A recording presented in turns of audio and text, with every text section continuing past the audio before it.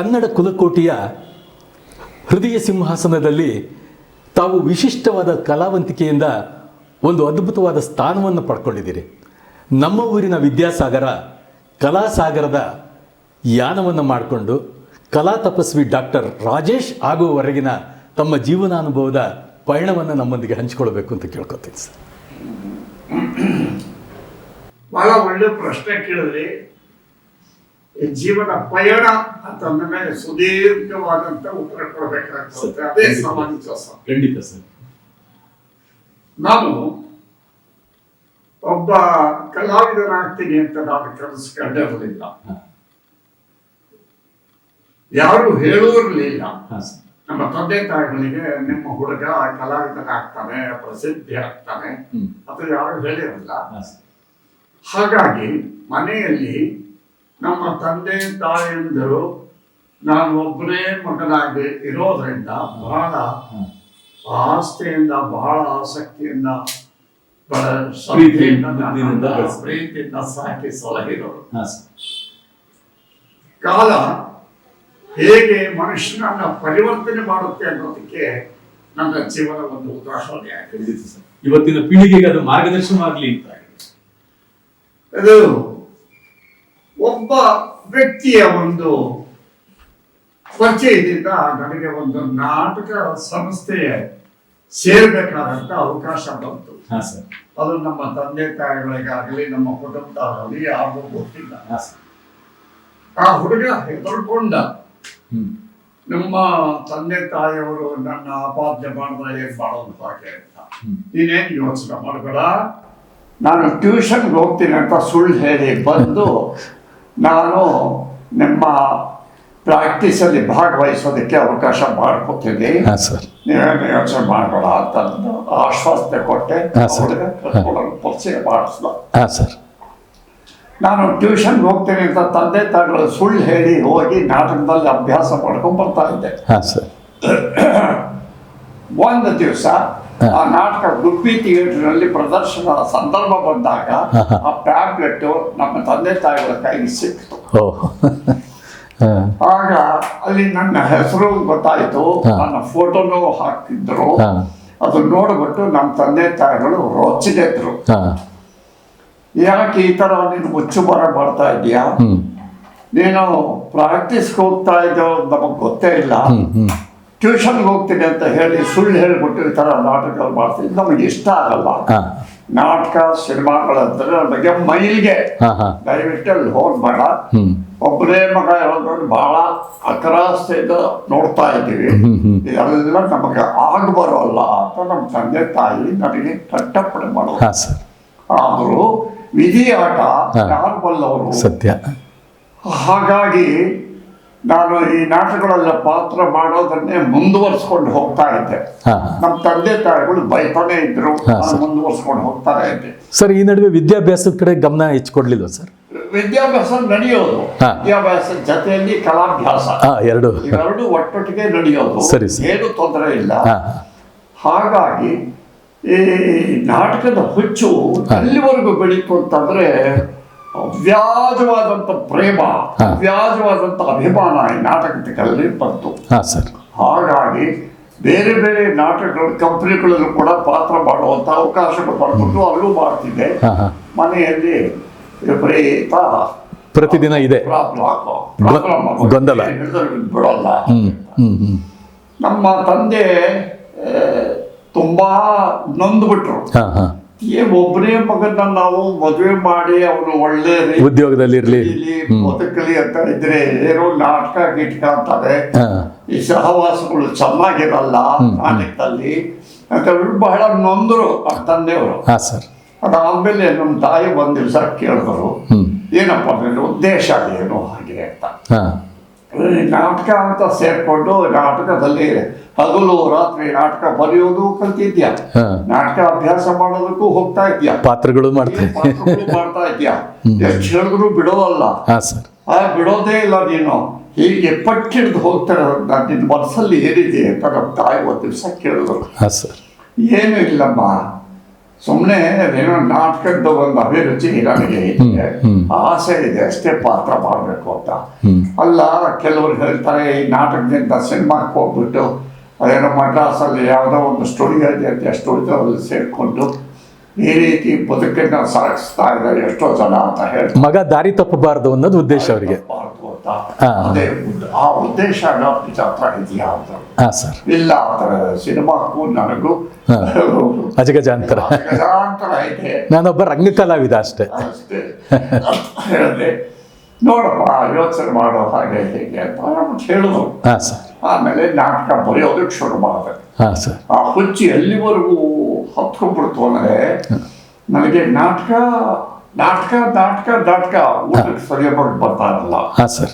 ಊಟ 12:30 1 ಗಂಟೆ ಊಟ ಆದ್ರೆ 3 ಗಂಟೆ ಊಟ ಮಾಡ್ತಿದ್ದೆ. ಸಮಯನೇ ಇಲ್ಲ. ರಾತ್ರಿ 11 ಗಂಟೆ ಊಟ ಮಾಡ್ತಿದ್ದೆ. ಸರಿ ಸರಿ. ಪ್ರಾಕ್ಟೀಸ್ ಮುಗಿಸ್ಕೊಂಡು ಬಂದು ಊಟ ಮಾಡ್ತಿದ್ದೆ. ಹೀಗಿರುವಾಗ ಅವರಿಗೆಲ್ಲ ಬಹಳ ಚಿಂತೆ ಆಗೋಯ್ತು. ಹಾಂ ಸರ್. ಏನು ನಾಟಕದ ಏನಾದರೂ ಮಾಡಿ ಬಿಡಿಸ್ಬೇಕು ಅಂತ ಹೇಳ್ಬಿಟ್ಟು ನಮ್ಮ ತಂದೆ ತಾಯಿಯವರು, ನಮ್ಮ ಸೋದರ ಭಾವಂದರು, ಚಿಕ್ಕಪ್ಪಂದರು ಇವರಿಗೆಲ್ಲ ಹೇಳಿ ಸ್ವಲ್ಪ ಬುದ್ಧಿ ಹೇಳಿ ಅವರು. ಅಂದ್ರೆ ಕುಟುಂಬದ ಹಿರಿಯರೆಲ್ಲ ಸೇರ್ಬಿಟ್ರು.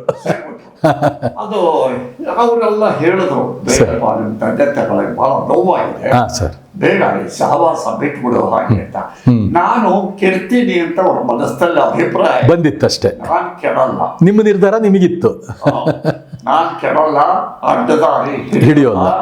ನಾನು ಈ ನಾಟಕದಲ್ಲಿ ಪಾತ್ರಗಳು ಮಾಡಿ ಕೀರ್ತಿವಂತನಾಗಬೇಕು ಅನ್ನೋದು ಒಂದೇ ಆಸೆ, ಹೆಸರು ಮಾಡಬೇಕು ಅನ್ನೋದು ಒಂದೇ ಆಸೆ. ನಾನು ಅಡ್ಡದಾರಿ ಹಿಡಿಯಲ್ಲ, ಕೆಟ್ಟ ಹೋಗಲ್ಲ, ಯಾರು ನನ್ನ ಕೆಡ್ಸಕ್ಕೂ ಆಗಲ್ಲ, ಧೈರ್ಯವಾಗಿದೆ ಅಂತ ಹೇಳ್ಬಿಟ್ಟು ಆಶ್ವಾಸನೆ ಕೊಟ್ಟೆ. ಸುಮ್ಮನೆ ಆಗೋಗ್ಬಿಟ್ರು. ಇನ್ನು ಬದಲಾಯಿಸಕ್ಕಾಗಲ್ಲ ತಮ್ಮನ್ನ ಅಂತ ಸುಮ್ಮನೆ ಆಗ್ಬಿಟ್ರು. ನಾಟಕ ನಾಟಕ ನಾಟಕ ನಾಟಕ. ಅದಾದ್ಮೇಲೆ ನಮ್ಮ ತಂದೆಯವರು ನಮ್ಮ ತಾಯಿಗೆ ಹೇಳಿದ್ರು, ನೋಡು ಇಷ್ಟೊತ್ತಾಗಿ ಬರಲಿಲ್ಲ, ರಾತ್ರಿ 11:30 12 ಗಂಟೆ ಆಗಿದೆ, ಅವನು ನಾಟಕ ಅಂತ ಬಿಟ್ಟು ಹೋಗಿದ್ದಾನೆ, ಬಾಗಿಲು ತೆಗಿಬೇಡ, ಇವತ್ತು ರಾತ್ರಿ ಬಂದರೆ ಅವರು ಹೊರಗಡೆನೇ ಇರಲಿ, ಅದೇ ಶಿಕ್ಷೆ, ಊಟನೂ ಇಲ್ಲ, ಹೊರಗಡೆ ಇರಬೇಕು. ಸರಿ ಸರ್ ಅಂತ 11:30 ಪ್ರಾಕ್ಟೀಸ್ ಅಲ್ಲ, ನಾಟಕ ಇನ್ನೊಂದೆರಡು ದಿವಸ ಇದೆ, ಮ್ಯೂಸಿಕ್ಕು ಡ್ಯಾನ್ಸು ಅದು ಎಲ್ಲ ನೋಡಿಕೊಂಡು ನಾನೇ ಡೈರೆಕ್ಷನ್ ಮಾಡೋ ಅಂತ ಹಂತದಲ್ಲಿ ಇದ್ದೆ. ನಾನು ಮಾಡ್ಕೊಂಡು ಬರ್ಬೇಕಾದ್ರೆ 12:30 ಆಯ್ತು. ತೆಗೆದಿಲ್ಲ, ತೆಗಿಬೇಡ ಅಂತ ಹೇಳಿದ್ರೆ ತಂದೆಯವರ ಆಜ್ಞೆ. ಅದಾದ್ಮೇಲೆ ಎಷ್ಟೊತ್ತಾದ್ರೂ ತೆಗೆದಿಲ್ಲ. ನಿದ್ದೆ ಬಂತಲ್ಲ, ಆಯಾಸ ಆಗಿತ್ತು, ನಿದ್ದೆ ಬಂತು, ಬಾಗಿಲು ಹೊರಕೊಂಡು ಹಾಗೆ ನಿದ್ದೆ ಬರುತ್ತೆ. ಹೆಚ್ಚು ಕಡೆ 3 ಗಂಟೆ 2:15 ಗಂಟೆ ಮಧ್ಯಾಹ್ನ ಬೆಳಗಿನ ಜಾವ 2:15 ಗಂಟೆಯಲ್ಲಿ ಓಡೋಗ್ಬಿಟ್ಟು ಏನ್ಕೋ ಬಾಗಿಲು ತೆಗೆದು ನೋಡಿದ್ರೆ ಬಾಗಿಲು ಹೊರಕೊಂಡು ಮಲಕೊಂಡಿದ್ದೆ. ಆಮೇಲೆ ನಮ್ಮ ತಂದೆ ತಾಯಿ ಬೈದು ಹೇಳ್ಕೊಂಡು, ಏನೋ ನಿನ್ನ ಹಣೆ ಬರ ಹೇಗಾಗಿದೆ ಹಾಗೆ ಅಂತಾದ್ರು.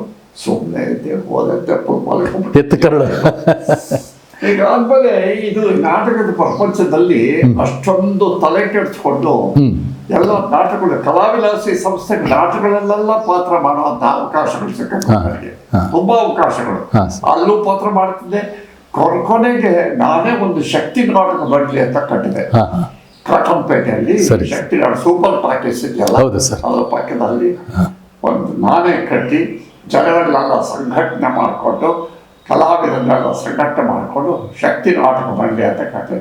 8 ವರ್ಷ ನಡೆಸಿದೆ ಅದನ್ನ. ಕಲಾ ಸರಸ್ವತಿಯ ಸಂಪೂರ್ಣ ಆಶೀರ್ವಾದ ತಮ್ಮ ಕಲಾ ಸರಸ್ವತಿಯ ಸಂಪೂರ್ಣ ಆಶೀರ್ವಾದ ತಮ್ಮ ಮೇಲಿತ್ತು. ಹಾಗಾಗಿ ಶಕ್ತಿ ನಾಟಕ ಸಂಸ್ಥೆಯನ್ನು ತಾವೇ ಕಟ್ಟಿದ್ರಿ. ಕಟ್ಟಿದೆ ಸರ್. ಕಟ್ಟಿ ಆದ ಮೇಲೆ ಈ ನಾಟಕದ ಹುಚ್ಚು ಮಿತಿಮೀರಿ ಬೆಳೆದು ಬಿಡ್ತು ನನಗೆ. ಮಿತಿಮೀರಿ ಬೆಳೆದು ಬಿಡ್ತು. ಅದು ಯಾರು ಏನು ಮಾಡಿದ್ರು ನಾನು ನಾಟಕದಿಂದ ವಿಮುಖನಾಗೋದಕ್ಕೆ ಆಗ್ತಾನೇ ಇರಲಿಲ್ಲ. ನಾಟಕಗಳು ಬರೆಯೋದು, ನಾಟಕಗಳು ಆಡಿಸೋದು, ಬೇರೆ ಬೇರೆ ನಾಟಕ ಕಂಪ್ನಿಗಳಲ್ಲಿ ಹೋಗೋದು, ಪಾತ್ರಗಳು ಮಾಡೋದು, ಹೀಗೆ ಆಗೋಗಿತ್ತು. ಕೊನೆಗೆ ಈ ಬೆಂಗಳೂರಲ್ಲಿ ಬರೀ ನಾಟಕಗಳು ಆಡೋದೇ ಜಾಸ್ತಿ ಆಗೋಯ್ತು. ಆಮೇಲೆ ಹೊರಗಡೆ ತುಮಕೂರು ಈ ಕಡೆ ಎಲ್ಲ ಹೋಗಿ ನಾಟಕಗಳು ಆಡೋದು ಜಾಸ್ತಿ ಆಯಿತು. ಸಂದರ್ಭದಲ್ಲಿ ಹೇಗಿತ್ತು ಅಂದರೆ, ಹುಣಸೂರು ಕೃಷ್ಣಮೂರ್ತಿಗಳು ಹೇಗೆ ನಾನು ನಾಟಕ ರಂಗದಿಂದ ಸಿನಿಮಾ ರಂಗಕ್ಕೆ ಬಂದೆ ಅನ್ನೋದಕ್ಕೆ ಹುಣಸೂರು ಕೃಷ್ಣಮೂರ್ತಿಗಳು ಪ್ರಧಾನವಾದ ಪಾತ್ರ ವಹಿಸಿದಂತ. ಹುಣಸೂರು ಕೃಷ್ಣಮೂರ್ತಿಗಳು ಆಗ ಹೊಸ ಕಲಾವಿದರುಗಳು ಹಾಕ್ಕೊಂಡು ವೀರ ಸಂಕಲ್ಪ ಅಂತ ಒಂದು ಚಿತ್ರ, ಐತಿಹಾಸಿಕ ಚಿತ್ರ ನಿರ್ಮಾಣದ ಹಂತದಲ್ಲಿದ್ದರು. ಅವರು ಗಾಂಧಿನಗರದಲ್ಲಿ ತಾಜ್ ಮಹಲ್ ಅಂತ ಹೋಟ್ಲು ಇತ್ತು, ಈಗಿದೆಯೋ ಎಲ್ಲೋ ಗೊತ್ತಿಲ್ಲ. ಆ ಹೋಟೆಲ್ ಇಳ್ಕೊಂಡು ಹೊಸ ಕಲಾವಿದರುಗಳು ಬೇಕು ಅಂತ ಹೇಳಿ ಒಬ್ಬ ಪತ್ರಕರ್ತರನ್ನ ಕಾಂಟ್ಯಾಕ್ಟ್ ಮಾಡಿದ್ರು. ಪತ್ರಕರ್ತರು ಯಾರು, ಹಾಗೆ ಸಿದ್ದರಾಮಯ್ಯ, ಹಾಗೆ ಗುರುರಾಜು ಇವರುಗಳೆಲ್ಲ ಬಂದು ನನಗೆ ಪರಿಚಯ ಇದ್ದರು. ಒಂದು ದಿವಸ ಅವರು ಸರ್ ಒಳ್ಳೊಳ್ಳೆ ಕಲಾವಿದರುಗಳು ಕೊಡ್ತೀವಿ ಮಾಡಿ ಸರ್, ಹೊಸ ಕಲಾವಿದರು ಬೇಕ್ರಿ ಅಂತಂದರು. ನನ್ನ ಒಂದು ದಿವಸ ಕರ್ಕೊಂಡು ಹೋಗಬೇಕು ಅಂತ ಹೇಳ್ಬಿಟ್ಟು ಕೃಷ್ಣಮೂರ್ತಿಗೆ ಹೇಳಿ ನಮ್ಮ ಮನೆಗೆ ಬಂದರು. ಆವಾಗ ಆ ಸಂದರ್ಭದಲ್ಲಿ ಸರ್ಕರಮ ಅಂತ ಬೆಂಗಳೂರಲ್ಲಿ ಒಂದು ಕಾರ್ಯಕ್ರಮ ನಡೀತಾ ಇತ್ತು. ಸರ್ಕರಮ ಅರ್ಥ ಆಯ್ತಾ, 62 ಆಸ್ಪಾಸ್, 61, 62 ಆಸ್ಪಾಸ್ ಸರ್ಕರಮ ಅಂತ ಬಹಳ ಒಳ್ಳೆ ಆಕರ್ಷಣೀಯವಾದಂಥ ಒಂದು ಪ್ರೋಗ್ರಾಮ್. ಅದು ಬಹಳ ಜನ ಮುಗಿಬಿದ್ದು ನೋಡೋಲ್ಲ ಅದನ್ನು ನೋಡಬೇಕು ಹಾಗೆ ಅಂತ ಹೇಳ್ಬಿಟ್ಟು ಮನೆಯಲ್ಲಿ ತೀರ್ಮಾನ ಆಯಿತು. ಹೊರಗಡೆ ನಾನು ನನ್ನ ಕುಟುಂಬ ಹೊರಗಡೆ ಬಂದ್ವಿ. ಆಗ ಗುರುರಾಜ್ ಬಂದರು, ಪತ್ರಕರ್ತರು, ಆಗ ಸಿದ್ದರಾಮಯ್ಯ ತಮ್ಮ ಎಲ್ಲೋ ಹೊಟ್ಟಿದ್ದೀರಿ ದಂಪತಿಗಳು ಬಂದು ಇಲ್ಲಿ ಸರ್ಕಾರಮ್ಮ ನೋಡೋದಕ್ಕೆ ಹೊರಟಿದ್ದೀವಿ ಅಂತೆ. ಹೌದಾ, ಇಲ್ಲ ಒಂದು ಅವಕಾಶ ಇದೆ ಕಳ್ಕೊಬೇಡಿ ಅಂದರು. ಏನು ಸಮಾಚಾರ? ಹುಣಸೂರು ಕೃಷ್ಣಮೂರ್ತಿಗಳು ಹೊಸ ಕಲಾವಿದರೆಲ್ಲ ಹಾಕಿ ಒಂದು ಸಿನಿಮಾ ಬರ್ತಾ ಇದ್ದಾರೆ, ನಾನು ನಿಮ್ಮ ಬಗ್ಗೆ ಮಾತಾಡಿದೆ, ದಯವಿಟ್ಟು ಕರ್ಕೊಂಬನ್ನಿ ಅಂತ ಹೇಳ್ಬಿಟ್ಟು ಕಾಯ್ತಾ ಇದ್ದಾರೆ, ನೀವು ಬನ್ನಿ. ನನ್ನ ಕುಟುಂಬ ನಾವು ಒಳಗಡೆ ಕಳಿಸಿ ಸೀದಾ ಬಂದರೆ ಹುಣಸೂರು ಕೃಷ್ಣಮೂರ್ತಿಗಳು ಅವರ ಹೋಟೆಲ್ಲಿ ಸುಮಾರು 15 ಜನ ಕಲಾವಿದರಿದ್ದರು, ಎಲ್ಲ ಯುವ ಕಲಾವಿದರುಗಳು. ನಾನು ಬಂದೆ, ನಮಸ್ಕಾರ ಅಂದೆ. ಹುಣಸೂರು ಕೃಷ್ಣಮೂರ್ತಿಗಳು ನಮಸ್ಕಾರ. ಯಾಕಂದರೆ ಅವ್ರನ್ನ ಕೇಳಿದೆ, ಭಾಳ ಕೇಳಿದೆ. ಆ ಟೈಮಲ್ಲಿ ಹುಣಸೂರು ಕೃಷ್ಣಮೂರ್ತಿಗಳು ಭಾಳ ದೊಡ್ಡ ಸಾಹಿತಿ, ಬಹಳ ದೊಡ್ಡ ಸಾಹಿತಿ. ಅವರ ಚಿತ್ರರಂಗದಲ್ಲಿ ಅವರ ಪ್ರಧಾನ ಸಾಹಿತಿ ಅವರು. ಅವರ ನಂತರ ಬೇರೆ ಬೇರೆ ಬೇರೆ ಬೇರೆಯವ್ರು ಬಂದರು, ಬಟ್ ಅವರೇ ಮೂಲ ಆಯಿತಾ. ಹಾಗಾಗಿ ಅವ್ರ ಬಗ್ಗೆ ಬಹಳ ಗೌರವ ಆಯಿತು. ನಮಸ್ಕಾರ ಅಂತ ಕೂತ್ಕೊಳ್ಳಿ ಅಂದರು.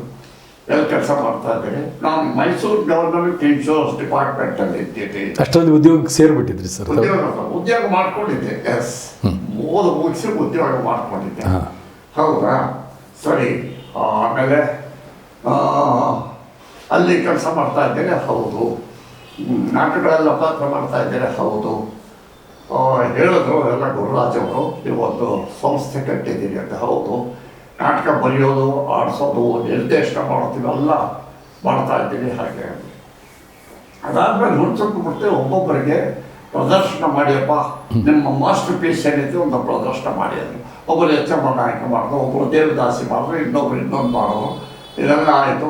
ಆಗೋಷ್ಟೊತ್ತಿಗೆ 10 ಗಂಟೆ ಆಯಿತು ರಾತ್ರಿ. ಅದಾದಮೇಲೆ ಹಾಯಂಗುರಾಜು ಸರ್, ವಿದ್ಯಾಸಾಗರನ್ನ ನೀವೇನು ಕೇಳಲೇ ಇಲ್ವಲ್ಲ ಅಂತ ಹುಡ್ಸೋದು ಕೊಡ್ತಿದ್ದೆ. ಪ್ರಶ್ನೆ ಹಾಕಿದ್ರು. ಅವ್ರಿಗೆ ಕೇಳಲೇ ಇಲ್ಲ, ಎಲ್ರಿಗೂ ಅವಕಾಶ ಕೊಟ್ಟು ಅವ್ರಿಗೆ ಕೇಳಲೇ ಇಲ್ಲ. ನೋಡ್ರಿ, ಕಲಾವಿದರು ಹೆಜ್ಜೆ ಹಾಕೋದ್ರಲ್ಲಿ ಕಲಾವಿದ ಹೌದೋ ಅಲ್ವೋ ಅಂತ ತೀರ್ಮಾನ ಮಾಡುವಷ್ಟು ಬುದ್ಧಿ ಬೆಳೆದಿದೆ ನನಗೆ.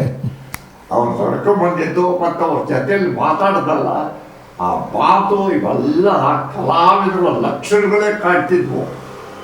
ಹಾಗಾಗಿ ಅವ್ರನ್ನ ನಾನು ಸಂತೋಷ ಮಾಡಕ್ಕೆ ಹೋಗಿಲ್ಲ, ಪ್ರಶ್ನೆನೂ ಮಾಡಲಿಲ್ಲ ಅಂತ ಹೇಳಿ, ಆಮೇಲೆ ವಿದ್ಯಾಸಾಗರ್ ನಿಮ್ಮ ಅಡ್ರೆಸ್ ಕೊಡಿ, ನಾನು ನನ್ನ ಭಾರ್ಗವ ಅಂತ ಇದ್ದಾನೆ, ಅವನ್ನ ಕಳಿಸ್ಕೊಡ್ತೀನಿ. ಡ್ರೆಸ್ಗಳಿಗೆ ಬೇಕಾದ ಮೆಷರ್ಮೆಂಟ್ ಬೇಕು.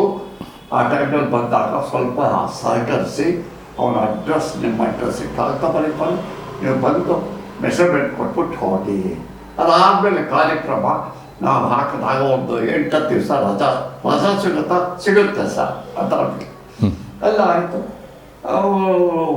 ಭಾರ್ಗವ ಬಂದರು, ಮೆಷರ್ಮೆಂಟ್ ತೊಗೊಂಡ್ರು. ಅದಾದಮೇಲೆ 15 ದಿವಸ 20 ದಿವಸಕ್ಕೆ ನನಗೆ ಕರೆ ಬಂತು. ಮೊದಲನೇ ಸಲ ನಾನು ಮದ್ರಾಸಿಗೆ ಅಡಿ ಇಡ್ತಾ. ಸರಿ, ಬಂದರು. ಅವ್ರ ಮ್ಯಾನೇಜರ್ ಕರ್ಕೊಂಡು ಹೋದರು. ಎಲ್ಲ ಆಯಿತು. ವೀರ ಸಂಕಲ್ಪ ಮುಗೀತು. ವೀರ ಸಂಕಲ್ಪದಲ್ಲಿ ಎಲ್ಲ ಹೊಸಬರು, BM ಶಂಕರರು, BM ವೆಂಕಟೇಶ್, MP ಶಂಕರ್, ದ್ವಾರಕೀಶ್, ವಾಣಿಶ್ರೀ, ಇವರೆಲ್ಲ ಹೊಸಬರು. ಹೊಸಬರು ಗುಂಪಿತ್ತು. ಚೆನ್ನಾಗಿ ಪಾತ್ರ. ಗೋಲ್ಡನ್ ಸ್ಟುಡಿಯೋ ಅಂತ ಮದ್ರಾಸ್ ಗೋಲ್ಡನ್ ಸ್ಟುಡಿಯೋ ಅಂತ ಈಗಿಲ್ಲ. ಆ ಸ್ಟುಡಿಯೋದಲ್ಲಿ ಚಿತ್ರೀಕರಣ ನಡೀತಿತ್ತು. ಆಮೇಲೆ ರೈಟರು, ಪ್ರೊಡ್ಯೂಸರು, ಡೈರೆಕ್ಟರು ಎಲ್ಲ ಹೊಡಿಸೋ ಟ್ರಸ್ಟ್ ಮಾಡ್ತಿದ್ರು. ಆಮೇಲೆ ಪ್ರಮುಖ ಪಾತ್ರ ಕೂಡ ಅವ್ರು ಮಾಡಿದ್ರು. ಪ್ರಮುಖ ಪಾತ್ರ ಕೂಡ ಅವ್ರು ಮಾಡಿದ್ರು. ಅವರೇ ಹೀರೋ, ಆ್ಯಕ್ಚುಲ್ ಆಗಿ ಅವರೇ ಪ್ರಧಾನ ಹೀರೋ. ಡಿ ಎಂ ವೆಂಕಟೇಶ್ ಸುಮ್ಮನೆ ಈ ಬಲ ಸುತ್ತುವಂಥ ಹೀರೋ ಅಂತ ಕೊಟ್ಟಿದ್ರು. ಅದಾದಮೇಲೆ ಆ ಪಾತ್ರ ಮಾಡ್ತಿರ್ಬೇಕಾದ್ರೆ ನನಗೆ ಬೇರೆ ಕಡೆಯಿಂದ ನನಗೆ ಒಂದು ಆಫರ್ ಬಂತು. ಏನು ಆಫರ್ ಅಂತಂದರೆ, ಒಂದು ಕೃಷ್ಣದೇವರಾವ್ ಅಂತ ಅಂದ್ಬಿಟ್ಟು ಅಸೋಸಿಯೇಟ್ ಡೈರೆಕ್ಟರ್, ಅವರು ವಿದ್ಯಾಸಾಗರೇ ನಾಳೆ ಎಲ್ಲಿ ಹೇಳ್ಕೊಂಡಿದ್ದಾರೆ, ಹೊಡೆದು ಟ್ರಸ್ಟ್ ಬರ್ತೀವಿ, ಮನೆಯಲ್ಲಿ ಹೇಳ್ಕೊಂಡಿದ್ದೀವಿ, ನಿಮ್ಮ ಒಂದು ಪಾತ್ರ ಇದೆ, ಅದು ಬಹಳ ಒಳ್ಳೆ ಪಾತ್ರ, ನೀವು ಬಂದು ಮಾಡಿ ದಯವಿಟ್ಟು ಅಂತ ಅವರು. ಆಯಿತು ಬರ್ತೀನಿ ಅಂತ ಕರ್ಕೊಂಡು ಹೋದಾಗ ಅಲ್ಲಿ ಚಂದ್ರಕಲಾ ಅವರಪ್ಪ ಎಂ ಎಸ್ ನಾಯಕ್ ಅವರು ರಾಮಾಂಜಲಿ ಯುದ್ಧ ತೆಗಿತಾರೆ. ಅಮೃತ ಕಲಾ ಪ್ರೊಡಕ್ಷನ್ಸ್ ರಾಮಾಂಜಲಿ ಯುದ್ಧ ತೆಗಿತಿದ್ದಾಗ ಕರ್ಕೊಂಡೋಗಿ ಪರಿಚಯ ಮಾಡಿಸಿದ್ರು. ಎಂ ಎಸ್ ನಾಯಕ್ ಅವರೇ ಪ್ರೊಡ್ಯೂಸರು, ಅವರೇ ಡೈರೆಕ್ಟರ್, ಬೇರೆ ನಾಗೇಶ್ವರ ರಾವ್ ಅಂತ ಅವ್ರು ಕರ್ಕೊಂಡೋಗಿ ಪರಿಚಯ ಮಾಡಿಸಿದ್ಮೇಲೆ ಒಳಗಡೆಯಿಂದ ಗೀತಪ್ರಿಯ ಅವರು ಬಂದರು. ಏನಪ್ಪ ವಿದ್ಯಾಸಾಗರ ಚೆನ್ನಾಗಿಟ್ಟಿದ್ರು, ಅದೇ ಕರ್ಕೊಂಡ್ಬಂದರು ಅವರು. ಭರತನ ಪಾತ್ರ ಇದೆ, ಅದು ಮಾಡು. ರಾಮ ಬಂದು ರಾಜ್ಕುಮಾರ್, ಲಕ್ಷ್ಮಣ ಬಂದು ಸೂರ್ಯಕುಮಾರ್ ಅಲ್ಲ, ಆಂಜನೇಯ ಬಂದು ಉದಯ್ ಕುಮಾರ್. ಭರತನ ಪಾತ್ರ ಇದೆ, ಸುಮಾರು ಒಂದು ವಾರ ಕೆಲಸ ಬರುತ್ತೆ, ಅದು ಮಾಡು ಹಾಗಾದ್ರೆ ಮಾಡ್ತೀನಿ ಅಂತ ಒಪ್ಕೊಂಡೆ. ಬೇರೆ ಸಂಕಲ್ಪ ಆದ್ಮೇಲೆ ಇದು ರಾಮಾಂಜನೇಯ ಯುದ್ಧ ಒಂದು ಚಿತ್ರಕ್ಕೆ ಹೋಗಿ 2 ಅವಕಾಶ ಸಿಕ್ತು. ಆಯಿತು. ಅದಾದಮೇಲೆ ವೀರ ಸಂಕಲ್ಪ ರಿಲೀಸ್ ಆಗೋದು ಲೇಟ್ ಆಯಿತು. ರಾಮಾಂಜನೇಯ ಫಸ್ಟ್ ಬಂತು. ಹೌದು, ಅದು ಹೊಡ್ಸೋದು ನೋಡ್ತೇವೆ, ಸ್ವಲ್ಪ ಕಚ್ಚಿಸಿ ಆಯಿತು. ಅಲ್ಲಿಗೆ ಇಂಟ್ರೊಡಕ್ಷನ್ ಯಾರು ತಗೊಂಡ್ರು, ಎಂ ಎಸ್ ನಾಯಕ್ ತಗೊಂಡ್ರು. ಎಂ ಎಸ್ ನಾಯಕ್ ಅವರ ರಾಮಾಂಜನೇಯದಲ್ಲಿ ಪಾತ್ರ ಮಾಡ್ತಿರ್ಬೇಕಾದ್ರೆ ಇವರು ನಮ್ಮ ಪಂತರು ಕಳಿಸೋರು. ಅವ್ರು ಹೇಳಿ ಕಳಿಸ್ಬಿಟ್ಟು ಗಂಗೆ ಗೌರಿ ವಿಷ್ಣು ಪಾತ್ರ ಇದೆ, ಹಾಡಿದೆ, ಮಾಡಿ ರಥ ಸಿಗುತ್ತೆ ಸರ್, ಏನು ಕೆಲಸ ಮಾಡ್ತಾರೆ, ಇನ್ಶೂರೆನ್ಸ್ ಗೌರ್ಮೆಂಟ್ ಇನ್ಶೂರೆನ್ಸ್ ಡಿಪಾರ್ಟ್ಮೆಂಟಲ್ಲಿ ಅಂತೇಳಿ ಸರಿ ಮಾಡಿ ಒಂದು ಹೆಚ್ಚು ಕಡಿಮೆ ಒಂದು 2 ಶೆಡ್ಯೂಲಲ್ಲಿ ಒಂದು 5-5 ದಿವಸ ಬರ್ಬೇಕಾಗಿ ಬರುತ್ತೆ. ಮಾಡ್ತೀನಿ ಸರ್. ಅದರಲ್ಲೂ ರಾಜ್ಕುಮಾರ್ ಶಿವನ್ ಪಾತ್ರ, ರಾಜ್ಕುಮಾರ್ ಶಿವ, ವಿಷ್ಣು ಪಾತ್ರ ಮಾಡಬೇಕು. ಹೀಗೆ ಮಾಡ್ತಿರ್ಬೇಕಾದ್ರೆ ಆಮೇಲೆ ಸತಿ ಸುಕನ್ಯಾ ಅನ್ನೋದು ಅದು ರಾಜ್ಕುಮಾರ್ ಕಾಂಬಿನೇಷನ್ ರಾಜ್ಕುಮಾರ್ ಅವರ ಅವ್ರ ಬಗ್ಗೆ ಬಹಳ ಅಪಾರವಾದಂಥ ಅಭಿಮಾನ ಆಯಿತು. ಆಮೇಲೆ ಅವ್ರದ್ದೆಲ್ಲ ಸಿನಿಮಾಗಳು ನೋಡಿದ್ದೆ. ಆಮೇಲೆ ಅಲ್ಲೂ ಕೂಡ ರಾಜ್ಕುಮಾರ್ ಸಿಕ್ಕಿದ್ರು. ಅವರು ಚಮಣ ಮಹರ್ಷಿ ಅಂತ ಒಂದು ಪಾತ್ರ, ಅಲ್ಲಿ ವಯಸ್ಸಾಗಿರುತ್ತೆ, ವಯೋವೃದ್ಧರಾಗಿರ್ತಾರೆ, ಅವರಿಗೆ ಯೌವನ ಕೊಡ್ತಕ್ಕಂಥದ್ದು ಅಶ್ವಿನಿ ಕುಮಾರ್ ದೇವವೈದ್ಯರು ಆ ಕೆಲಸ ಮುಗಿಸ್ಕೊಂಡು. ಅದಾದ ಮೇಲೆ ನನಗೆ ಡಿ ಆರ್ ನಾಯ್ಡು ಅವರು Shyam Prasad movies D R Naidu ಅವರು ಕನಕದಾಸ ತೆಗೆದಲ್ಲ ಅಂತ ಒಬ್ಬ ಶ್ರೇಷ್ಠ ನಿರ್ಮಾಪಕರು, ಅವರು ಹೇಳಿ ಕಳಿಸೋರು. ಅವ್ರು ಹೇಳಿ ಕಳಿಸಿದಾಗ ಜೀವದ ತರಂಗ ಅನ್ನೋ ಒಂದು ಸಿನಿಮಾದಲ್ಲಿ ಬಹಳ ಒಳ್ಳೆ ಪಾತ್ರ ಇದೆ. ಸೆಕೆಂಡ್ ಹೀರೋ ಅಲ್ಲೂ ರಾಜ್ಕುಮಾರ್. ಜೀವನ ತರಂಗ ಸೆಕೆಂಡ್ ಹೀರೋ, ದಯವಿಟ್ಟು ನೀವು ಪಾತ್ರ ಮಾಡಿ. ಆಯಿತು, ಒಪ್ಕೊಂಡೆ, ಬಂದೆ. ಇದು ಕನ್ಸಲ್ಟೇಷನ್ ಬಂದರೆ ಗೊತ್ತಾಯಿತು. ಅವರ ಪಾರ್ಟರ್ ಒಬ್ರು ಇದ್ದರು, ಪುಟ್ಟಸ್ವಾಮಿ ಅಂತ, ಪುಟ್ಟಣ್ಣ ಅಂತ. ಪುಟ್ಟಣ್ಣ ವಿದ್ಯಾಸಾಗರರು ಡಿ ಆರ್ ನಾಯ್ಡು ಅವರ ಸಿನಿಮಾದಲ್ಲಿ ಏನೋ ಪಾತ್ರ ಮಾಡ್ತಾರೆ ಅಂತ ವಿಷಯ ಗೊತ್ತಾಗಿದೆ, ವಿಚಾರಿಸು ನೀನು ಒಂದು. ಅವ್ರು ಕೇಳಿ ಬನ್ನಿ ವಿದ್ಯಾಸಾಗರ್, ಹೀಗೆ ಹೊರಗಡೆ ಹೋಗಿ ಹಾಲು ಕುಡ್ಕೊಂಬರೋಣ ಅಂತ ಕರ್ಕೊಂಡು ಹೋಗಿ. ಯಾವುದೋ ಒಂದು ವಿಷಯ ಭಾಳ ಸಂತೋಷ ಇದೆಯಾ ಗೊತ್ತಾಯ್ತು. ಅದು ಏನು ಸರ್ ಅಂತ ಡಿ ಆರ್ ನಾಯ್ಡು ಅವರು ಹೇಳಿ ಕಳಿಸಿದ್ರಂತೆ, ಒಳ್ಳೆ ಪಾತ್ರ ಇದೆ, ಹಾಗೆ ಹೀಗೆ. ನೀವು ಒಪ್ಕೊಂಡಿದ್ದೀರಾ? ಹೌದು ಒಪ್ಕೊಂಡಿದ್ದೀನಿ. ಅಡ್ವಾನ್ಸ್ ತಗೊಂಡ್ರ? ಇಲ್ಲ. ಕ್ಯಾನ್ಸಲ್ ಮಾಡ್ಕೋಬೇಕಲ್ಲ. ಯಾಕೆ ಸರ್? ಕಾರಣ ಏನು? ಯಾಕೆ ಸರ್? ಇಲ್ಲ, ನೀವು ಹೇಳಿ, ನೀವು ಕ್ಯಾನ್ಸಲ್ ಮಾಡಿಕೊಂಡ್ರೆ ಒಳ್ಳೆಯದು. ಕಾರಣ ಏನು ಅಂತಂದರೆ, ಹುಣಸೂರು ಕೃಷ್ಣಮೂರ್ತಿಗಳು ನಿಮ್ಮ ಬಗ್ಗೆ ಅಪಾರವಾದಂಥ ಒಂದು ವಿಶ್ವಾಸ, ಭರವಸೆ ಇಟ್ಕೊಂಡಿದ್ದಾರೆ. ನಮ್ಮನ್ನು ಹೀರೋ ಮಾಡಬೇಕು ಅಂತ ಅವ್ರ ಮನಸ್ಸಲ್ಲಿದೆ. ಸ್ಕ್ರಿಪ್ಟ್ ರೆಡಿ ಮಾಡ್ತಾ ಇದ್ದಾರೆ, ಸ್ಕ್ರೀನ್ ಪ್ಲೇ ಬರೀತಾ ಇದ್ದಾರೆ, ಇದನ್ನು ಕ್ಯಾನ್ಸಲ್ ಮಾಡ್ಕೊಳ್ಳಿ. ನನಗೆ ಯಾಕೋ ಎಕ್ಸ್ಪೋರ್ಸ್ ಆಯಿತು. ಹೇಗೆ ಕ್ಯಾನ್ಸಲ್ ಮಾಡೋದು? ಡಿಯರ್ ನಾಯ್ಡು ಅವರು, ಅವ್ರ ಸ್ವಭಾವ ನನಗೆ ಚೆನ್ನಾಗಿ ಗೊತ್ತಿತ್ತು. ಬಹಳ ನಿಷ್ಠೂರವಾದಂಥ ವ್ಯಕ್ತಿ ಅವರು, ಖಡಕ್ ಮನುಷ್ಯ. ಯಾಕೆಂದರೆ ನಾಟಕದಲ್ಲಿ ಅವ್ರನ್ನ ಅಧ್ಯಕ್ಷತೆ ವಹಿಸೋದಕ್ಕೆ ಕರ್ಕೊಂಡ್ಬಂದಾಗ ಖಡಕ್ಕಾಗಿ ಮಾತಾಡೋರು. ಆಮೇಲೆ ಒಳ್ಳೆ ಮನುಷ್ಯ, ಅಷ್ಟೇ ಕಟ್ಟಿಟ್ಟ ಮನುಷ್ಯ. ಈಗ ಕ್ಯಾನ್ಸಲ್ ಮಾಡ್ಕೊಳ್ಳಿ ಅಂತಂದರೆ ನನಗೆ ತಾಪತ್ರ ಬಂತು. ಹೆಂಗೆ ಕ್ಯಾನ್ಸಲ್ ಮಾಡೋದು ಎಲ್ಲ ಹೇಳಿ, ಶೂಟಿಂಗ್ ನಡೀತಾ ಇದೆಯಲ್ಲ, ರಜಾ ಸಿಗಲ್ಲ ಅಂತ ಹೇಳ್ಕೊಟ್ಬಿಡಿ ಅಂತ ಇವರೇ ಉಪಾಯ ಕೂಡ ಹೇಳ್ಕೊಟ್ರು. ಯಾರು? ಪುಟ್ಟಣ್ಣ ಪುಟ್ಟಸ್ವಾಮಿ ಪಾರ್ಟ್ನರ್. ಸರಿ, ಆಯಿತು ಸರ್ ಅಂತ ಹೇಳಿದ್ರು. ನನಗೆ ಮನಸ್ಸು ಬಹಳ ಎಲ್ಲಿ ಬೈದು ಬಿಡ್ತಾರೋ ಏನು ಕಥೆಯೋ ಗೊತ್ತಿಲ್ಲ ಅಂದ್ಕೊಂಡು ಚಡಪಡಿಸ್ತಾ ಇದ್ದೆ. ಹೋಗೋದು ಬೇಡವೋ, ಹೋಗೋದು ಬೇಡವೋ, ಏನಂತಾರೋ ಏನು ಕಥೆಯೋ. ಶೂಟಿಂಗ್ ಶುರುವಾಗಿದೆ. ಅದಾದಮೇಲೆ ಒಂದು ದಿವಸ ಹೋದೆ, ಟ್ಯಾಕ್ಸಿ ಮಾಡ್ಕೊಂಡು ಹೋದೆ. ಕುಡಿಸು ಇವರು ಇದ್ದರು, ಡಿ.ಆರ್. ನಾಯ್ಡು ಇದ್ದರು, ಬಂಗಾರಾಜ್ ಅಂತ ಡೈರೆಕ್ಟ್ರು. ಶೆಡ್ಯೂಲ್ ನಡೀತಾ ಇದೆ. ಹೋದರೆ ಡಿ.ಆರ್. ನಾಯ್ಡು ಅವ್ರು ಕೇಳಿದ್ರು, ಅಲ್ಲ ನೀವು ಯಾಕೆ ಇವಾಗ ಬಂದ್ರಿ?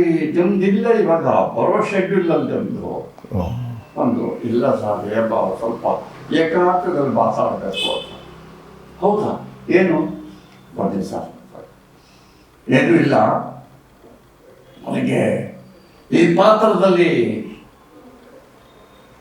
ಈ ಸಿನಿಮಾದಲ್ಲಿ ಪಾತ್ರ ಮಾಡೋ ಅದೃಷ್ಟ ಇಲ್ಲ ಅಂತ ಕಾಣುತ್ತೆ. ದಯವಿಟ್ಟು ಕ್ಯಾನ್ಸಲ್ ಮಾಡಿಬಿಡಿ ಸರ್. ಏನು ಮಾತಾಡ್ತಾ ಇದ್ದಾರೆ ನಾವು? ಸೆಕೆಂಡ್ ಹೀರೋ ಅಂತ ಹೇಳಿದ್ದೀರಿ. ಇದು ಈ ಪಾತ್ರ ನೀವು ಮಾಡಿ 3 ತಿಂಗಳಲ್ಲಿ ಫಸ್ಟ್ ಹೀರೋ ಆಗ್ತೀರಿ ಅಂತ ಕೂಡ ಹೇಳಿದ್ದೀರಿ. ನೀವು ಬೇಕು ಅಂತ ಹೇಳ್ಬಿಟ್ಟು ನಾವು ಇವರೆಲ್ಲ ಡ್ರೆಸ್ಸು ಗಿಸ್ಸು ಎಲ್ಲ ಹೊಲಿಯೋದಕ್ಕೆಲ್ಲ ವ್ಯವಸ್ಥೆ ಮಾಡ್ಕೊಂಡಿದ್ದೀವಿ. ಇವಾಗ ಬಂದು ಆಗಲ್ಲ ಅಂದರೆ ಏನು ತಮಾಷೆ ಮಾಡ್ತಾರೆ ಅಂದರು. ಆಮೇಲೆ ಇಲ್ಲ ಸರ್, ನನಗೆ ರಜಾ ಸಿಗ್ತಾ ಇಲ್ಲ. ನೋಟಿಸ್ ಕಳಿಸಿದ್ದಾರೆ. ಸುಳ್ಳು ಹೇಳಿದೆ, ರಜಾ ಸಿಗ್ತಾ ಇಲ್ಲ, ನೋಟಿಸ್ ಕಳಿಸಿದ್ದಾರೆ. 2 ಕಾಲನ್ನ ಒಂದೇ ಕಡೆ ಇಡೋದಕ್ಕೆ ಪ್ರಯತ್ನ ಪಡುವಂತ ಆಫೀಸರ್ ಹೇಳಿದ್ದಾರೆ.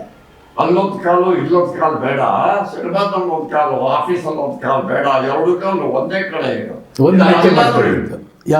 ಇಲ್ಲಾದ್ರೂ ಇಡು. ಇಲ್ಲಿಟ್ರೆ ಅದನ್ನು ಕಳ್ಕೊ, ಅಲ್ಲಿಟ್ರೆ ಇದನ್ನು ಕಳ್ಕೊ, ರಾಜೀನಾಮೆ ಕೊಡು, ಹೀಗಂತ ಅಂದ್ಬಿಟ್ರು ಆಫೀಸರು ಅಂತ ಸುಳ್ಳು ಹೇಳಿದೆ. ನೋಡಿ, ಡಿ.ಆರ್. ನಾಯ್ಡು ಅವ್ರು ನಂಬಲಿಲ್ಲ. ಅಂತೂ ಏನೋ ಹೇಳಿದ್ರೆ, ಆಯ್ತು ಹೋಗಿ, ನಿಮಗೆ ನನ್ನ ಸಿನಿಮಾದಲ್ಲಿ ಪಾತ್ರ ಮಾಡುವ ಯೋಗ ಇಲ್ಲ ಅಂತ ಕಾಣುತ್ತೆ, ಆಯಿತು ಹೋಗಿ. ಕೃಷ್ಣದೇವರು ಬಂದ್ರಪ್ಪ, ನೋಡಿ ಇವರೇನು ಆಗಲ್ಲ ಅಂತ ಹೇಳ್ತಿದ್ದಾರೆ, ಒಂದು ಕೆಲಸ ಮಾಡಿ, ಈಗ ಫೋನ್ ಮಾಡಿ ರಾಧಾಶಂಕರ್ ಫೋನ್ ಮಾಡಿ ಸಿಗ್ತಾರೋ ಅಂತ ನೋಡಿ ಅಂತಂದರು. ಹೋದರು, ಬಂದರು. ಸರ್ ಸಿಗ್ತೀನಿ ಅಂತ ಹೇಳಿದ್ರು. ನಾಳೆ ಹೋಗಿ ಕತೆ ಹೇಳ್ಬೇಡಿ. ಆಯಿತು ಹೋಗ್ರಿ. ಕೈಗೆ ಬಂದಿದ್ದು ಬಾಯಿಗಿಲ್ಲ ಅನ್ನಂಗಾಯ್ತು. ಆಯಿತು ಹೋಗ್ರಿ ಅಂದರು. ಸಿಟ್ಟಿಂದಾಳೆ. ಸರಿ, ಬರ್ತಾ ಇದ್ದೆ. ಹೋಗ್ತಾ ಇರ್ಬೇಕಾದ್ರೆ ಇತಿಹಾಸ 1 ನಿಮಿಷ ಆಗಿದೆ. ಎಷ್ಟು ಚೆನ್ನಾಗಿ ಸುಳ್ಳು ಹೇಳ್ತಾ ಇದ್ದಾರೆ ನೀವು.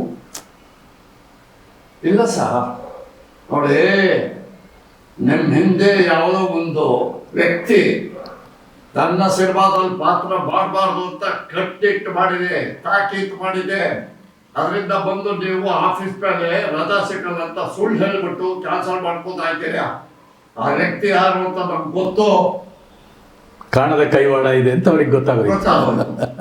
ಸಾರ್ ಅಂಥದ್ದೇನಿಲ್ಲ, ಬಿಡ್ರಿ, ಸುಳ್ಳು ಹೇಳ್ಬೇಡ್ರಿ. ಆ ವ್ಯಕ್ತಿ ಯಾರು ಅಂತ ನನಗೆ ಗೊತ್ತು. ಕನಕದಾಸದಲ್ಲಿ ಆ ವ್ಯಕ್ತಿ ಡೈರೆಕ್ಷನ್ ಅವಕಾಶ ಕೇಳಿದ್ರು. ಕನಕದಾಸದಲ್ಲಿ ಆ ವ್ಯಕ್ತಿ ಡೈರೆಕ್ಷನ್ ನನ್ಗೆ ಅವಕಾಶ ಕೇಳಿದ್ರು. OR ಸ್ವಾಮಿ ಮಾಡಿದ್ರು ಅದನ್ನ. ವೈಆರ್ ಸ್ವಾಮಿ ಮಾಡಿದ್ರು. ಯಾಕೆ ಮಾರ್ಕೆಟಬಲ್ ಡೈರೆಕ್ಟ್ ಇದ್ದಾರೆ, ಅವ್ರು ಬೇಕು ಅಂತ ವೈಆರ್ ಸ್ವಾಮಿ ಹಾಕಿದ್ರು.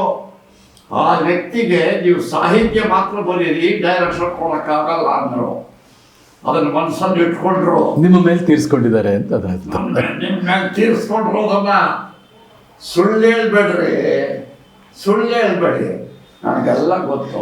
ನಾಯ್ಡು ಅವರ ನೇರ ನುಡಿಗಳು. ನಾಯ್ಡು ಅವರು ಈ ಥರ ಹೇಳೋದು ನೋಡಿ. ಇನ್ನೊಂದು ಮಾತು ಹೇಳ್ತೀನಿ ಕೇಳಿ. ಇವತ್ತು ಒಂದು ಸಿನಿಮಾ ಅವ್ರು ಕಿತ್ತಾಕಿರ್ಬೋದು, ನಿಮಗೆ ನಿಮ್ಮ ಹಣೆ ಬರ ನಡ್ಸಕ್ಕಾಗಲ್ಲ. ಇದು ನಾನು ಹೇಳಿದೆ ಅಂತ ಅವ್ರು ಹೇಳಿ ಅಂದರು. ಎಂಥ ಮಾತು ಸರ್, ಸತ್ಯ ಆಯ್ತಲ್ಲ. ನಾನು ಹೇಳಿದೆ ಅಂತ ಹೇಳ್ರಿ ಆತನಿಗೆ, ಎಂತ ಹಣೆ ಬರ ನಡ್ಸಕ್ಕಾಗಲ್ಲ. ಒಳ್ಳೆ ಟೈಮ್ ಬರುತ್ತೆ, ನೀವು ಹೀರೋ ಆಗ್ತೀರಾ, ನನಗೆ ಗೊತ್ತು. ಓಕೆ, ಅವ್ರ ಆಶೀರ್ವಾದನೂ ಆಯ್ತು, ಎಚ್ಚರಿಕೆನೂ ಆಯ್ತು. ಆಯಿತು, ಬಂದೆ ಇಲ್ಲಿವರೆಗೆ ಸರ್ ಕ್ಯಾನ್ಸಲ್ ಮಾಡಿಸ್ಕೊಂಡು ಬಂದೆ. ಹಾಗೆ ಅಂತಂದೆ, ಒಳ್ಳೇದು ಮಾಡಿದ್ರೆ ಹಾಗೆ ಹೇಗೆ ಇಷ್ಟ ಆಯ್ತಾ. ಇದಾದ ಮೇಲೆ ಮನೆಗೆ ಬಂದೆ, ಮಟಾಸಿಂದ ಮನೆಗೆ ಬಂದೆ. ಸರ್, ನಮ್ಮ ತಾಯಿಗೆ ಬಂದೆ, ಅಮ್ಮ ಕಾಲೆಳೆಯೋ ಜನ ಜಾಸ್ತಿ ಇದ್ದಾರಮ್ಮ ಸಿನಿಮಾದಲ್ಲಿ. ಸಿನಿಮಾದಲ್ಲಿ ಮುಂದೆ ಬರೋದಕ್ಕೆ ಅವಕಾಶ ಕೊಡಲ್ಲ, ಯಾಕೋ ಮಗ ಅಂದರು. ಇಲ್ಲ, ಒಂದು ಒಳ್ಳೆ ಅವಕಾಶ ಸಿಕ್ಕೆ ತಮ್ಮ ರಾಜ್ಕುಮಾರ್ ಜೊತೆ ಮಾಡೋಂಥ ಎರಡನೇ ಹೀರೋ ಆಗುವಂಥದ್ದು. ಅದು ಎರಡನೇ ಹೀರೋ. ಅದನ್ನು ವ್ಯಕ್ತಿ ಕ್ಯಾನ್ಸಲ್ ಮಾಡಿಸೋದ್ರಮ್ಮ, ಹಿಂಬದಿಯಲ್ಲಿ ನಿಂತ್ಕೊಂಡು ಹೇಳಿ ಮಾಡಿಸಿ ಕ್ಯಾನ್ಸಲ್ ಮಾಡಿಸೋದ್ರಮ್ಮ. ನನಗೆ ಸಿನಿಮಾ ಬೇಕಮ್ಮ ಅಂದೆ. ಚಿತ್ರರಂಗನೇ ಬೇಡ ಅನ್ನಿಸ್ತು. ನಿಮ್ಮ ತಾಯಿಯವ್ರಿಗೂ ಅದೇ ಬೇಕಿತ್ತು. ಬೇಡಮ್ಮ, ನಾನು ಸಿನಿಮಾದಲ್ಲಿ ಮಾಡೋಲ್ಲ ಇಲ್ಲ. ನನ್ನ ಮನಸ್ಸಿಗೆ ಬಹಳ ಆಘಾತ ಆಗಿದೆ, ಬಹಳ ಗಾಯ ಆಗ್ಬಿಟ್ಟಿದೆ ಮನಸ್ಸಿಗೆ. ನಾನಿನ್ನ ಮಾಡೋಲ್ಲ ಸಿನಿಮಾದಲ್ಲಿ. ನಮ್ಮ ತಾಯಿ ಕಣ್ಣಲ್ಲಿ ನೀರು ಬಂತು. ಅಯ್ಯೋ, ಮಗ ಹೆಜ್ಜೆ ಇಡ್ತಾ ಇರೋ ಟೈಮಲ್ಲೇ ಈ ರೀತಿ ಇರಿತಾ ಇತ್ತಲ್ಲ. ತಾಯಿ ಕಣ್ಣಲ್ಲಿ ನೀರು ಬಂತು, ನೋಡಿದೆ, ಸುಮ್ಮನೆ ಆಗ್ಬಿಟ್ಟೆ. ಇದಾದ ನಂತರ ಆ ಗಾಯ ಮಾಗಿಲೇ ಇಲ್ಲ. ಮನಸ್ಸಿನ ಗಾಯ ಮನಸ್ಸಲ್ಲೇ ಇತ್ತು ಗಾಯ, ಹಸಿ ಹಸಿಯಾಗೇ ಇತ್ತು ಗಾಯ. ಬಂದರು ನಿರ್ಮಾಪಕರು, ಬಂದರು ನಿರ್ಮಾಪಕರ ಪರವಾಗಿ ಮ್ಯಾನೇಜರ್ ಬಂದರು, ಫೋಟೋ ಕೇಳಿದ್ರು, ಅಡ್ರೆಸ್ ಕೇಳಿದ್ರು. ನಾನು ಮಾಡಲ್ಲ, ಯಾರಿಗೂ ಕೊಡಲಿಲ್ಲ, ಮಾಡಲ್ಲ. ನಮ್ಮ ತಾಯಿ ಬೈದವ್ರು ಶುರು ಮಾಡಿದ್ರು, ಬಂದವ್ರನ್ನ ಯಾಕೋ ಕಳಿಸಿ ಅವಕಾಶ. ನಾನು ಹೇಳಿದ್ನೋ ಇಲ್ಲ, ನಾನೇನು ಮಾಡಲ್ಲ, ಸಿನಿಮಾ ನನಗೆ ಬೇಡ. ನಾಟಕ ಇದೆ, ಅಭಿರುಚಿ ಇದೆ, ನಾಟಕ ಮಾಡ್ತೇನೆ, ಜೀವನಕ್ಕೆ ಉದ್ಯೋಗ ಇದೆ, ಸಾಕಬಾರ್ದು, ಬೇಡಲ್ಲ. ಬಹಳ ನೋವಾಗಿದೆ ನನಗೆ. ಬೆಳೆಯೋ ಪೈರು ಚಿವುಟ ಹಾಕದ್ರಲ್ಲಪ್ಪ, ಅದೊಂದೇ ದುಃಖ ಆಗಿರೋದು. ಬೆಳೆಯೋ ಪೈರು ಚಿವುಟ ಹಾಕ್ಬಿಟ್ರು, ಹಾಗೆ ಕಣ್ಣಲ್ಲಿ ನೀರು ಹಾಕ್ಕೊಂಡು ಇರಲಿ ಸರ್, ಸಮಾಧಾನ ಮಕ್ಕಳು. ಆಮೇಲೆ ಬಿಡು ಮಕ್ಕಳ, ಎಲ್ಲಮ್ಮ ತಾಯಿ ಕಾಪಾಡ್ತಲ್ಲ, ಮನೆ ದೇವರು ಎಲ್ಲಮ್ಮ ತಾಯಿ ಕಾಪಾಡ್ತಾಳೆ. ಬಿಡು ಮಕ್ಕಳ, ಯೋಚನೆ ಮಾಡಬೇಡ, ಒಂದು ಹೋಯ್ತು, ದೇವ್ರ ಕೊಟ್ಟೆ ಕೊಡ್ತಾರೆ ತಾಯಿ. ಇದಕ್ಕೆ ನೀವು ಬಹುಶಃ ಸವಾಲು ಹಾಕಿದ್ರೇನೋ, ಎಲ್ಲಾರ ಕಾಯೋ ದ್ಯಾವ್ರೇ ನೀನು ಎಲ್ಲಿ ಕುಂತಿದ್ದಿ, ನಮ್ಮನ್ನೆಲ್ಲ ಭೂಮಿಯಾಗಿ ಬಿಟ್ಟು ಏನು ಮಾಡ್ತಿದ್ದಿ ದ್ಯಾವ್ರೇ ಅಂತ. ನೋಡಿ, ಅದು ನಿಮಗೆ ದಾರಿ ತೋರಿಸ್ತು. ಇದಾದ್ಮೇಲೆ ಒಂದು 2 ವರ್ಷ ನಾನು ಪಾತ್ರ ಮಾಡಿಲ್ಲ. 2 ವರ್ಷ ಬಂದವನ್ನೆಲ್ಲ ವಾಪಸ್ ಕಳಿಸ್ತಿದ್ದೆ, ಪಾತ್ರ ಮಾಡಿಲ್ಲ. ನಾಟಕದಲ್ಲಿ ಬಹಳ ಒಳ್ಳೆಯ ಸಂಭವಿದೆ, ಒಳ್ಳೊಳ್ಳೆ ವಿಚಿತ್ರವಾದ ಪಾತ್ರಗಳೆಲ್ಲ ಮಾಡ್ಕೊಂಡ್ಬರ್ತಿದ್ದೆ, ಬರೀತಾ ಇದ್ದೆ. ನನಗೆ ಬರವಣಿಗೆನೂ ಚೆನ್ನಾಗಿತ್ತು, ಅಭಿನಯನೂ ಚೆನ್ನಾಗಿತ್ತು, ಎರಡೂ ಸೇರ್ಕೊಂಡಿತ್ತು. ಇದಾದ ಮೇಲೆ 2 ವರ್ಷ ಕಳೆದೆ, ಅಜ್ಞಾತವಾಸ, ಕತ್ತಲೆ. ನೋಡಿ, ದೈವ ಅನ್ನೋದು ಹೇಗಿರುತ್ತೆ ಅನ್ನೋದಕ್ಕೆ ನಾನು ಉದಾಹರಣೆ ಹೇಳ್ತೀನಿ. ಸತ್ಯ. ಈಗ ಬೆಳಿಗ್ಗೆ ಎಕ್ಸರ್ಸೈಸ್ ಮಾಡ್ತಾ ಇದ್ದೀನಿ, 2 ವರ್ಷ ಉರುಳಿತು. ಆದಮೇಲೆ ಬೆಳಿಗ್ಗೆ ಎಕ್ಸರ್ಸೈಸ್ ಮಾಡ್ತಾ ಇದ್ದೀನಿ, ಒಬ್ಬ ಹುಡುಗ ಮನೆಗೆ ಬಂದ. ನಮ್ಮ ತಾಯಿ ಕೇಳಿದವರು, ಏನಪ್ಪ ವಿದ್ಯಾಸಾಗರ್ ಇದ್ದಾರೆ ನಮ್ಮ, ಅವ್ನು ಬೆಳಿಗ್ಗೆ ವ್ಯಾಯಾಮ ಮಾಡ್ತಾ ಇದ್ದಾರಪ್ಪ, ಯಾಕೆ ಏನು, ಒಬ್ಬ ಸೇಟು ನೋಡಬೇಕು ಅಂತ ಹೇಳಿದಾರಮ್ಮ, ಕರ್ಕೊಂಬ ಅಂತ ನಾನು ಕರೆಸಿದಾರಮ್ಮ. ಹೌದಾ ಮಗ, ಭಾವಿತೀರೋ ಯಾರೋ ಹುಡುಗ ಬಂದಿದ್ದಾನೆ, ಸೇಟು ನೋಡ್ಬೇಕಂತೆ, ಸಾಲ ಮಾಡಿದ್ದೀರೋ? ಸೇಟುನ ನನ್ನ ನೋಡ್ಬೇಕಂತ? ಯಾರಮ್ಮ ಅದು? ಬಾ, ನೀನೇ ಬಂದು ಮಾತಾಡ.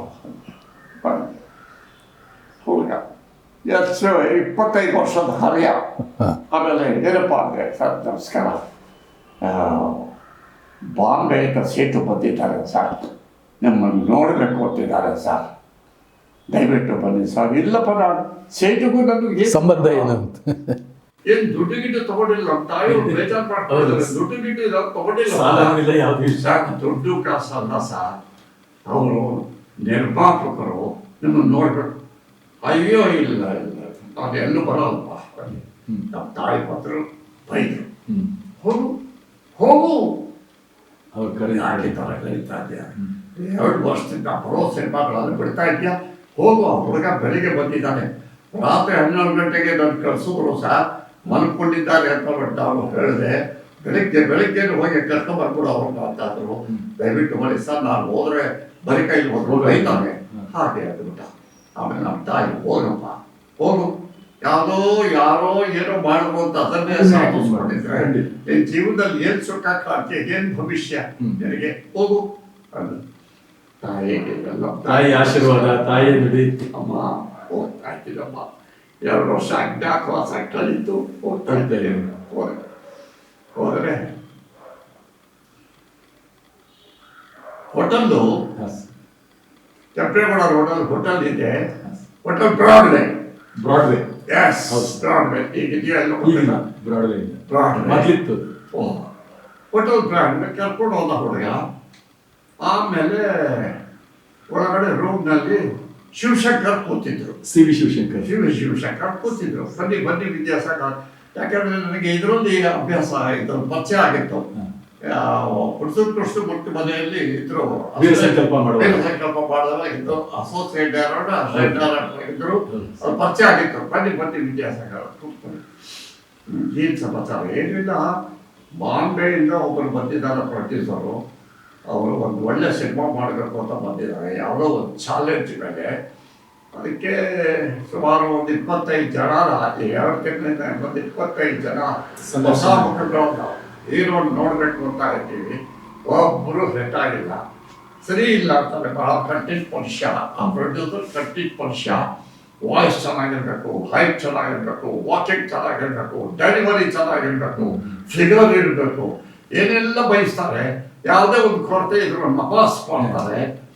ಹಾಗಾಗಿ ಯಾರು ಸಿಕ್ಕಲ್ಲ. 25 ಜನ ಫೇಲ್ಯೂರ್ ಆಗಿಬಿಟ್ರು ಅಂತ ನಾನು 26 ಅವನ ಮನಸ್ಸಲ್ಲಿ ಹೇಳ್ತು, ನಾನು 26 ಅವನು, ನಾನು ಆ ಸಾಲಿಗೆ ಸೇರ್ತೀನೋ ಏನೋ ಅಂತ.